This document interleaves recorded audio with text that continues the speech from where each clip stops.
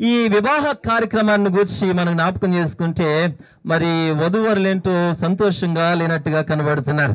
దేవుని బిడ్డల పరిశుద్ధ గ్రంథములో బైబిల్ నుంచి ఒక ఆయన్ని కోరహు కుమారులను వివాహాన్ని గురించి అడిగితే వాళ్ళు అంటారు కదా, పెళ్లి వివాహం అనేది ఒక దివ్యమైనది అన్నారు. దేవునికి స్తోత్రం. అమ్మా హల్లెలూయా చెప్పండి. మీరు కూడా ఆడకలాగే కొంచెం నీరసంగా కనపడుతున్నారు. వివాహం ఎలాంటిది అంటే ఒక దివ్యమైనదని దేవుని వాక్యం చెప్తా ఉంది. అలాగే దేవుని బిడ్డలారా, అపోస్తలుడైనటువంటి పౌలు గారిని అడిగితే వివాహం ఎలాంటిది అని అడిగితే ఆయన అంటాడు కదా, వివాహము అన్ని విషయాల్లో కూడా ఘనమైనది అంటాడు. దేవునికి స్తోత్రం. వివాహం ఎలాంటిదంట? అన్ని విషయాల్లో కల్లా ఘనమైనది. దేవుని బిడ్డలారా, నేను అంటాను కదా, పుట్టినరోజు కంటే లేకపోతే అన్నప్రాసన కంటే లేకపోతే బర్త్డే ఇతరమైనటువంటి ఆ కార్యక్రమాలన్నిటికంటే కూడా దేవుని బిడ్డలారా నేను అంటాను కదా, వివాహ కార్యక్రమం అనేది చాలా ఘనమైనది. అందుకే మహాజ్ఞాని అయిన సొలొమోను గారిని అడిగితే వివాహం ఎలాంటిది అని అడిగితే ఆయన అంటాడు కదా, ఆ వివాహ దినం అనేది బహు సంతోషకరమైందంట. చప్పట్లు కొట్టి ప్రభునామాన్ని కనపరుచుదాం. హల్లెలూయా.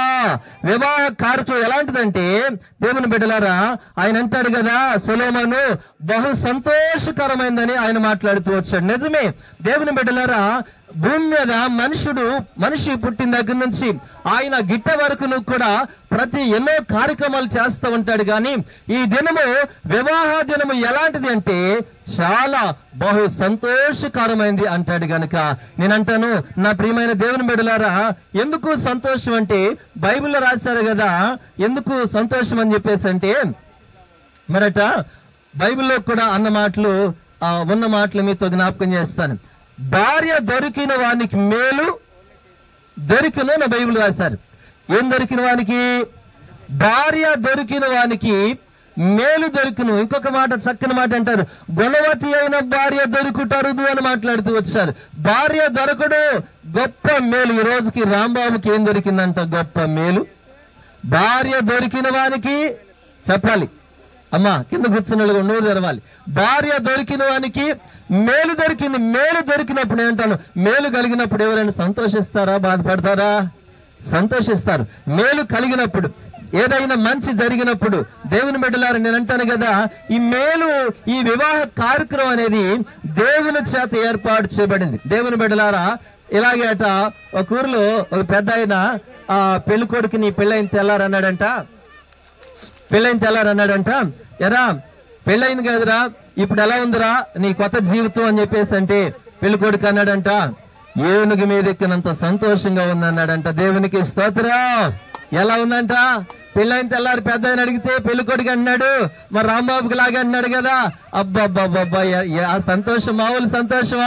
ఏనుగు మీద ఎక్కినంత సంతోషంగా ఉందని చెప్పేసి అంటే తర్వాత కొన్ని సంవత్సరాలకి పెళ్ళయింది, ఇద్దరు పిల్లలు పుట్టారు. కొంతకాలానికి భార్య ఇసురుకుంటూ కసురుకుంటూ జై యాడికి అని చెప్పేసి అంటా ఉంటే అప్పుడు ఆ పెద్ద ఆయన ఎదురై అన్నాడంట, ఎరా ఇప్పుడు ఎలా ఉందరా అని చెప్పేసి అంటే అన్నాడంట, ఏనుగే నా మీద ఎక్కినంత బాధగా ఉందన్నాడంట. దేవునికి స్తోత్రం. హల్లెలూయా. దేవుని బిడ్డలారా, మా రాంబాబు అట్లాంటాడు కాదులే కానీ ఏం చెబుతున్నానంటే జరిగిన సంగతి చెప్పుకొస్తున్నాను.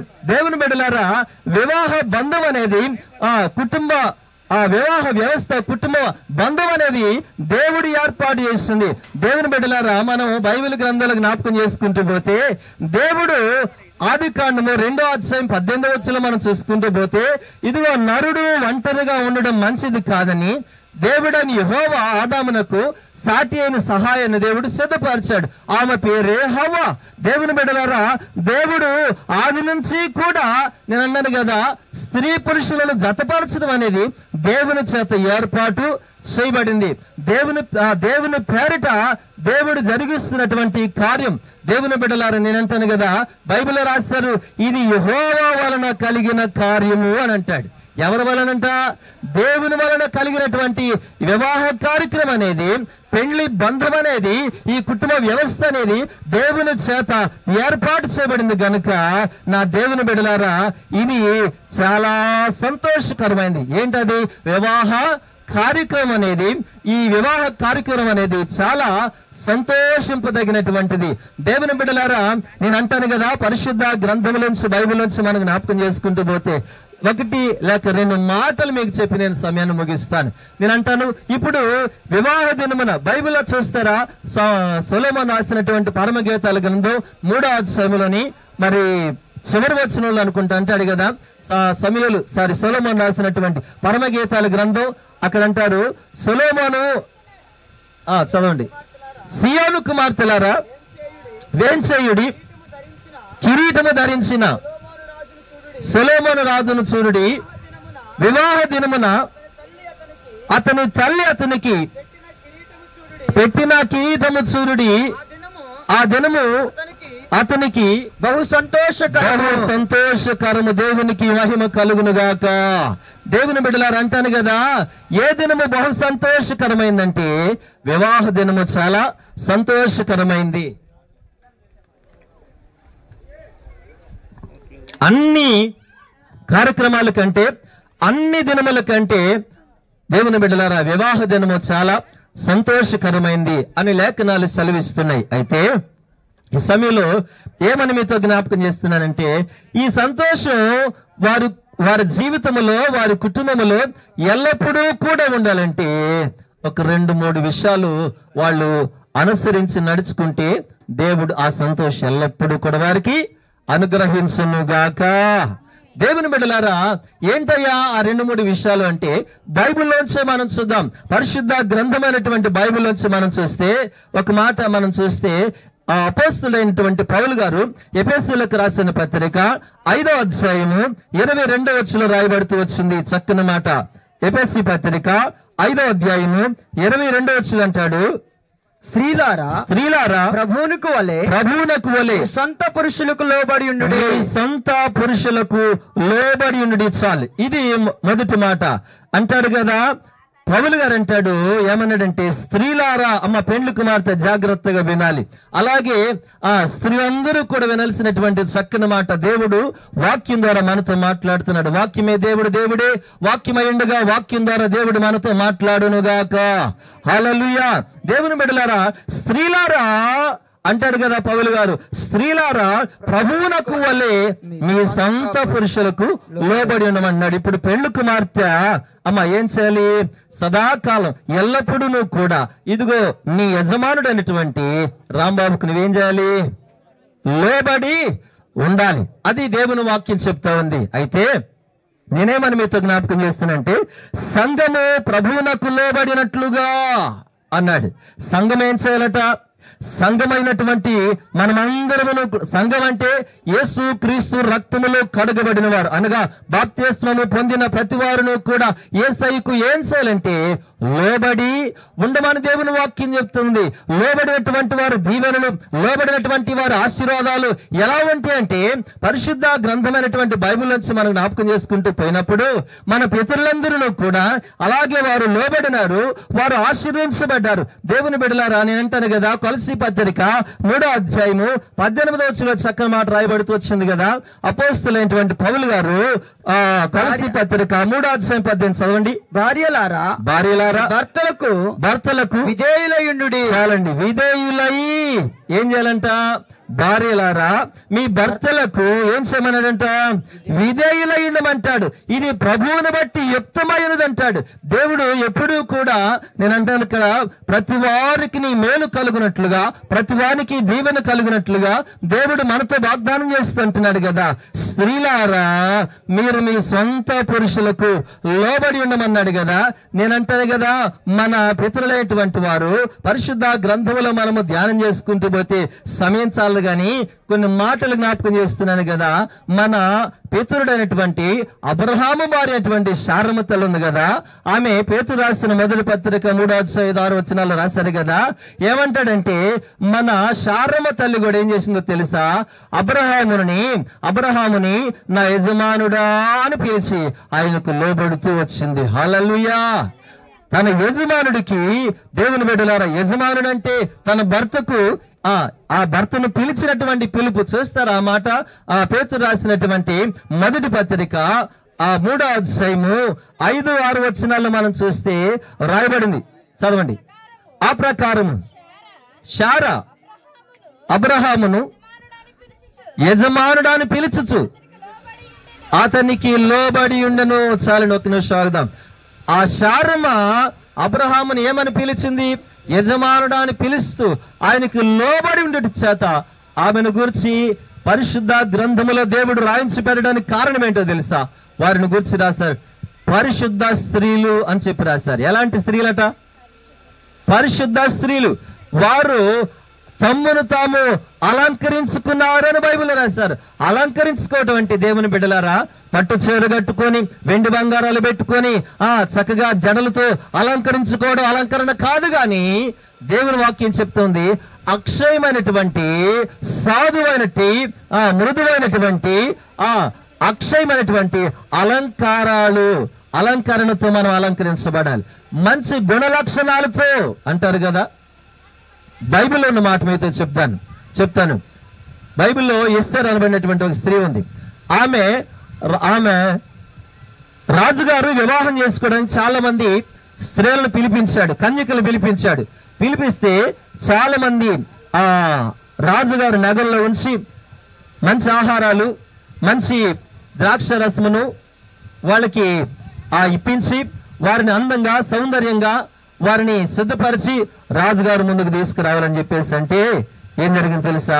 దేవుని బిడ్డలారా, ఒక దినాన వాళ్ళందరూ కూడా అన్ని అలంకరించుకుంటూ వచ్చి రాజుగారు ముందు నిలబడితే ఏమీ పెట్టుకోకుండా ఎస్తేరు నిలబడింది.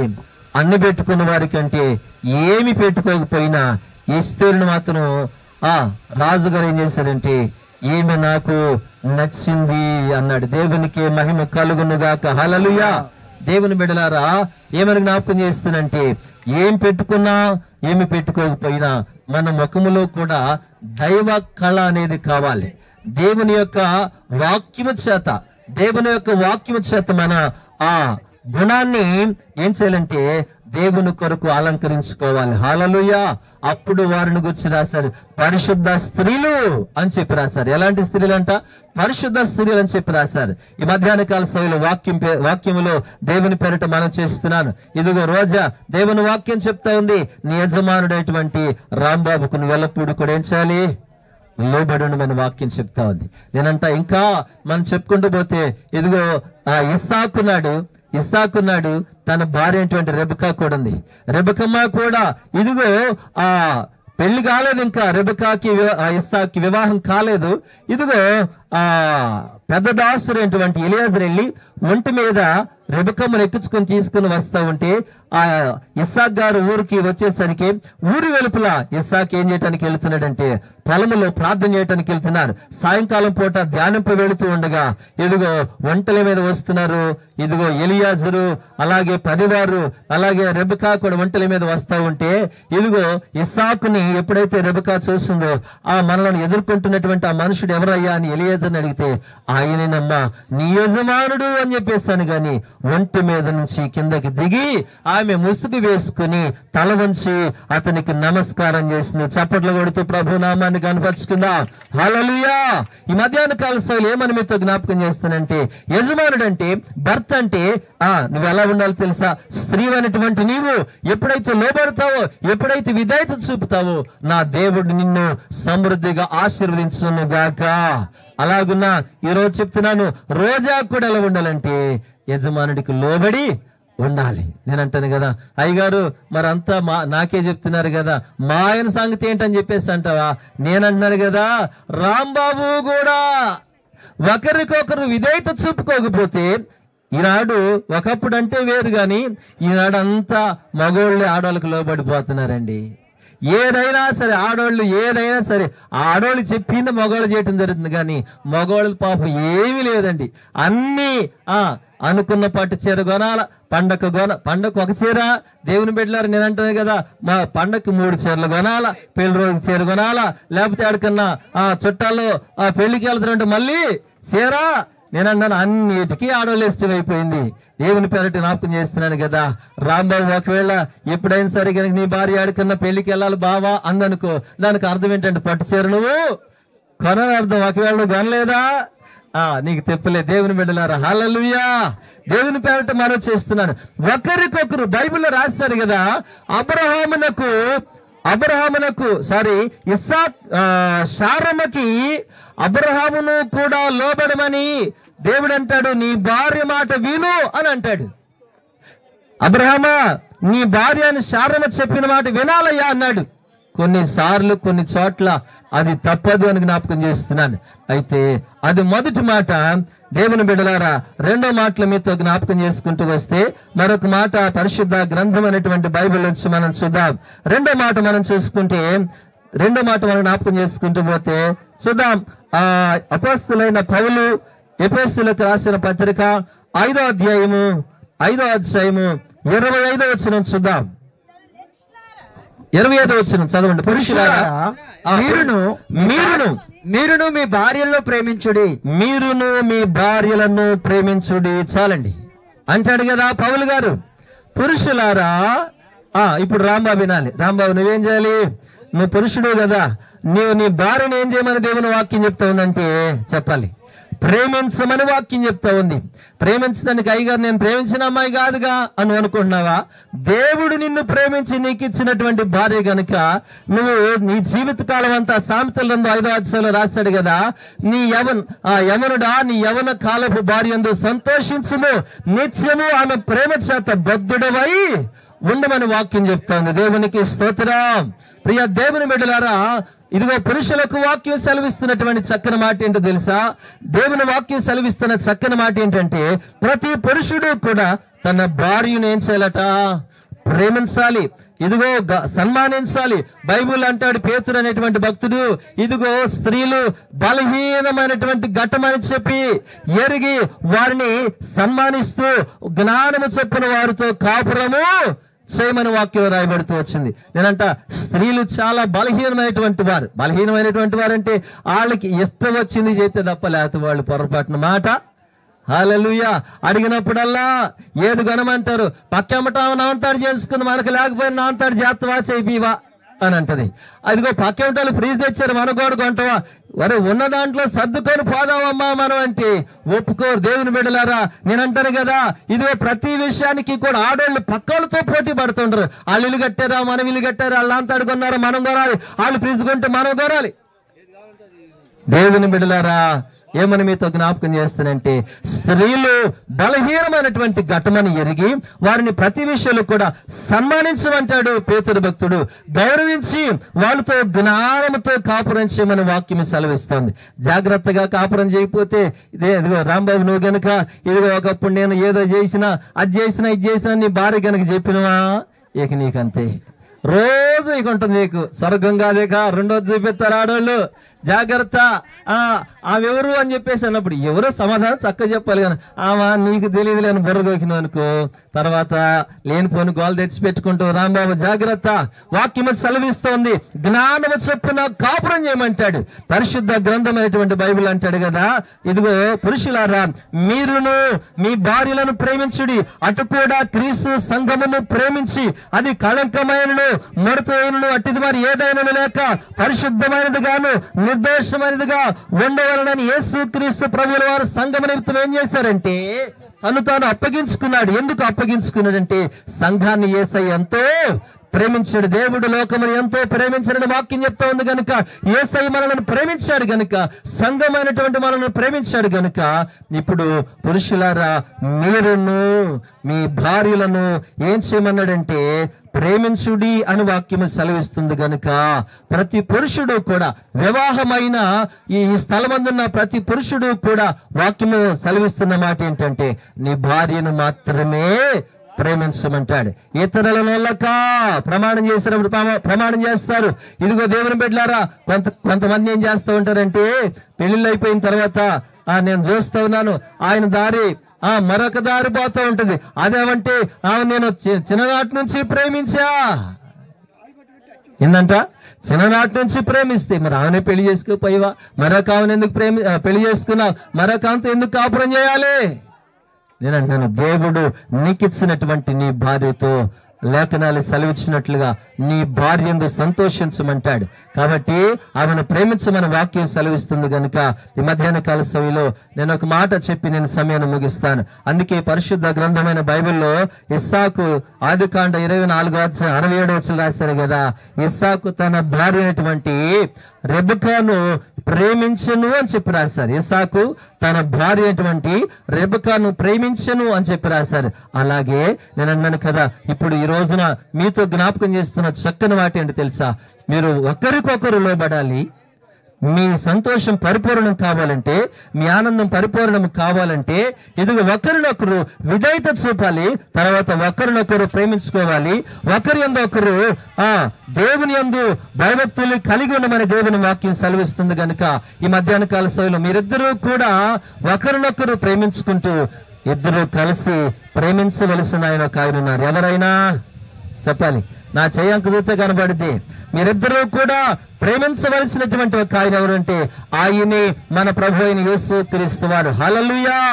బైబిల్ రాయబడుతూ వచ్చింది. సామెతలందు 8వ అధ్యాయంలో రాశారు కదా, సామెతలందు 8వ అధ్యాయము 17వ వచనం రాశారు, నన్ను ప్రేమించు వారిని నేను ప్రేమిస్తున్నాను అని దేవుడు అన్నాడు. ఇప్పుడు దేవుడు నిన్ను ప్రేమించాలంటే, దేవుడు మిమ్మల్ని ఆశీర్వదించాలంటే మీరు దేవుణ్ణి ప్రేమించాలి. దేవుణ్ణి ప్రేమించి దేవుని యందు భయభక్తులు కలిగి ఉంటే అప్పుడు ఆయన అంటాడు, నన్ను ప్రేమించు వారిని నేను ప్రేమించి ఆస్తికర్తలుగా చేస్తాను. హల్లెలూయా. ఎలాగంటండి? ఆస్తికి కర్తలుగా చేయాలంటే ఈ బిడ్డలిద్దరూ కూడా దేవుణ్ణి ప్రేమించాలి. దేవుని ప్రేమించినప్పుడు వారి నిధులను దేవుడు నింపునుగాక.